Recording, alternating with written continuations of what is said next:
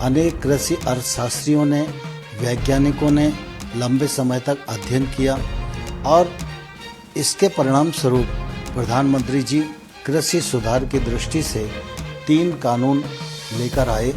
उन कानूनों का लाभ निश्चित रूप से किसानों को मिलने वाला था और उन कानूनों के पीछे प्रधानमंत्री जी की साफ नियत थी।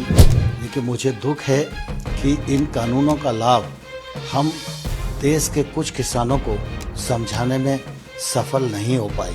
सत श्री अकाल। D5 चैनल पंजाबी देख रहे सारे दर्शकों का मैं धर्मिंਦਰ संधू स्वागत करदा। देश के प्रधानमंत्री नरेंद्र मोदी वालों 3 खेती कानून वापस लैण का फैसला किया गया। इस दे चलदियां ही केंद्रीय खेतीबाड़ी मंत्री नरेंद्र तोमर का बयान भी सामने आया है। उन्हों का कहना है कि असीं किसानों को समझाउण दे विच सफल नहीं हो सके। 3 खेती कानून ने जो फैसला किया गया देश के प्रधानमंत्री नरेंद्र मोदी वालों, असीं उसका स्वागत करते हैं। ते नाल ही उन्होंने MSP के उत्ते बोलते हुए कहा है कि MSP के उत्ते भी जल्द ही चर्चा की जाएगी। कमेटी बनाई जाएगी जिहदे विच कई खेती माहर होणगे ते कई होर लोग होणगे, विद्वान होणगे जिहड़े MSP ते चर्चा करनगे ते आउण वाले समय दे विच MSP दे उत्ते भी कानून बनाउण बारे सोचा जा सकदा है। होर की कहना नरेंद्र तोमर दा तुहानूं सुणाउने आ। प्रकाशोत्सव पर्व है। इस पावन अवसर पर मैं देशवासियों को बहुत बहुत बधाई देता हूँ, बहुत बहुत शुभकामनाएं देता हूँ। देश इस बात का साक्षी है कि प्रधानमंत्री नरेंद्र मोदी जी ने 2014 से सरकार का कामकाज संभाला है। तब से लेकर आज तक लगातार उनकी सरकार की प्रतिबद्धता किसान और कृषि दोनों के प्रति रही है। परिणाम स्वरूप आप देखेंगे कि विगत 7 वर्षों में मोदी जी के नेतृत्व में कृषि को लाभ पहुंचाने की दृष्टि से अनेक नई योजनाएं आरंभ की गई, जिनका लाभ आज किसानों को मिल रहा है। वर्षों से प्रतीक्षा थी MSP को लागत पर 50% मुनाफा जोड़कर घोषित किया जाए। प्रधानमंत्री जी ने ये निर्णय किया, इसका लाभ किसानों को मिल रहा है।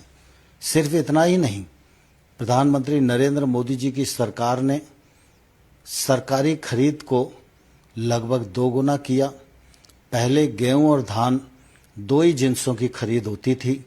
मोदी जी के निर्देश के बावजूद कपास, दलहन, तिलहन और मोटे अनाज की भी खरीद प्रारंभ हुई है।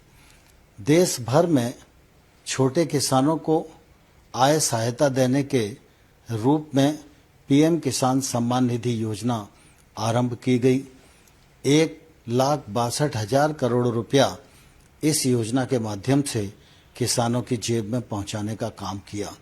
क्रॉप लोन की तरफ अगर हम ध्यान देंगे तो क्रॉप लोन को इन 7 वर्षों में 2 गुना किया गया है। किसान क्रेडिट कार्ड के कवरेज को भी बढ़ाने के सद प्रयत्न किए गए हैं। कृषि क्षेत्र में अधोसंरचना की कमी लंबे समय से थी। इस अधोसंरचना को बढ़ाने के लिए 1 लाख करोड़ रुपए का इंफ्रास्ट्रक्चर फंड प्रावधानित किया गया, जिस पर काम प्रारंभ हो गया है। अनेक संस्थाओं को इसका लाभ मिलने लगा है। फिर नीम कोटिंग यूरिया हो, चाहे हमारा सॉइल हेल्थ कार्ड 22 करोड़ किसानों को देने का मामला हो, इन सब दृष्टियों से खेती और किसानी को लाभ पहुंचाने का प्रयत्न प्रधानमंत्री नरेंद्र मोदी जी के नेतृत्व में किया गया। प्रधानमंत्री जी चाहते थे कि किसानों के जीवन में जो बंदिशें हैं उनको खोला जाए।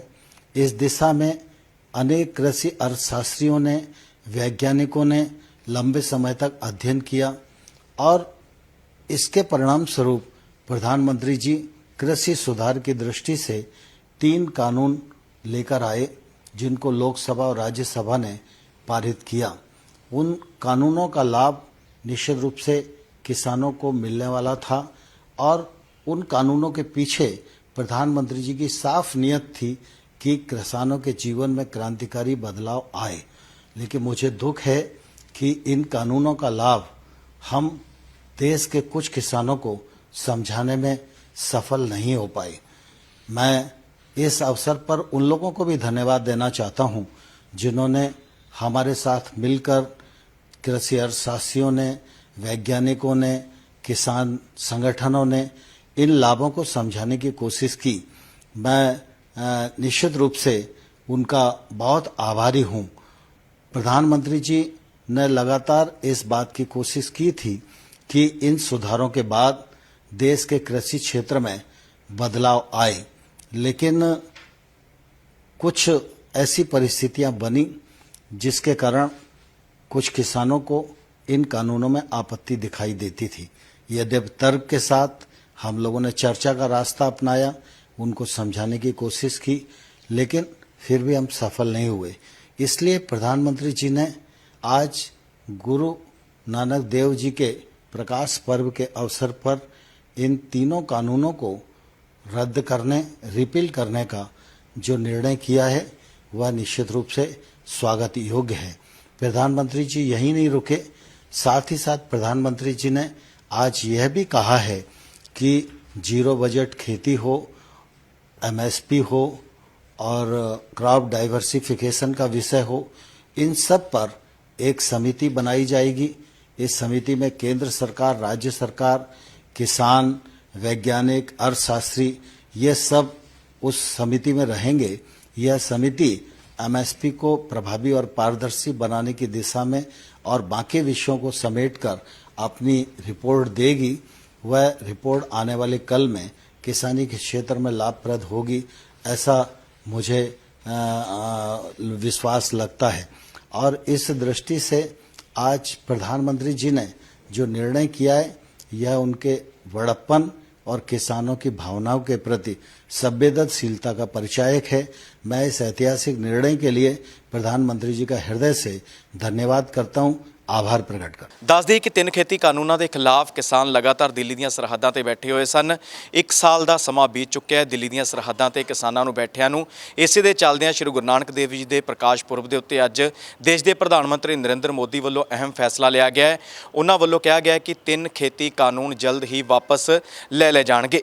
ਹੁਣ ਦੇਖਣਾ ਹੋਵੇਗਾ ਕਿ ਆਉਣ ਵਾਲੇ ਸਮੇਂ ਦੇ ਵਿੱਚ ਕਦੋਂ ਪੱਕੇ ਤੌਰ ਦੇ ਉੱਤੇ 3 ਖੇਤੀ ਕਾਨੂੰਨ ਵਾਪਸ ਹੁੰਦੇ ਨੇ। ਕੈਮਰਾਮੈਨ ਗਗਨ ਵਿਰਕ ਦੇ ਨਾਲ ਮੈਂ ਧਰਮਿੰਦਰ ਸੰਧੂ, ਜੁੜੇ ਰਹੋ D5 ਚੈਨਲ ਪੰਜਾਬੀ ਦੇ ਨਾਲ। D5 ਚੈਨਲ ਪੰਜਾਬੀ ਹੁਣੇ ਸਬਸਕ੍ਰਾਈਬ ਕਰੋ, ਬੈਲ ਆਈਕਨ ਤੇ ਕਲਿੱਕ ਕਰੋ। ਬਾਣੀ ਗੁਰੂ ਗੁਰੂ ਹੈ ਬਾਣੀ, ਵਿੱਚ ਬਾਣੀ ਅੰਮ੍ਰਿਤ ਸਾਰੇ। ਗਿਆਨੀ ਸਾਹਿਬ ਸਿੰਘ ਜੀ ਸ਼ਾਹਬਾਦ ਮਾਰਕੰਡਾ ਵਾਲਿਆਂ ਨਾਲ ਕਰੋ ਸਿੱਧੀ ਗੱਲਬਾਤ ਤੇ ਜਾਣੋ ਗੁਰਬਾਣੀ ਦੇ ਅਰਥ। ਰੋਜ਼ਾਨਾ ਪਾਠ ਕਰਨ ਵਾਲੇ ਇਹ ਪ੍ਰੋਗਰਾਮ ਜ਼ਰੂਰ ਦੇਖਣ ਤੇ ਗੁਰੂ ਸਾਹਿਬ ਦੀਆਂ ਅਸੀਸਾਂ ਦੇ ਪਾਤਰ ਬਣਨ। ਦੇਖਣਾ ਨਾ ਭੁੱਲਣਾ ਸਾਡਾ ਖਾਸ ਪ੍ਰੋਗਰਾਮ ਗੁਰਬਾਣੀ ਗਿਆਨ, ਐਤਵਾਰ ਸਵੇਰੇ 7 ਤੋਂ 8 ਵਜੇ ਤੱਕ D5 ਚੈਨਲ ਪੰਜਾਬੀ ਤੇ। ਕੀ ਹੁੰਦੀ ਹੈ ਜਮਾਬੰਦੀ, ਕਿਵੇਂ ਬਣਦੀ ਹੈ ਵਸੀਅਤ, ਜ਼ਮੀਨ ਜਾਇਦਾਦ ਦੇ ਹਰ ਮਸਲੇ ਤੇ ਕਰਾਂਗੇ ਚਰਚਾ। ਦੇਖਣਾ ਨਾ ਭੁੱਲਣਾ ਸਾਡਾ ਖਾਸ ਪ੍ਰੋਗਰਾਮ naibtehsildar.com ਕਾਨੂੰਨ ਜਾਇਦਾਦ ਦਾ।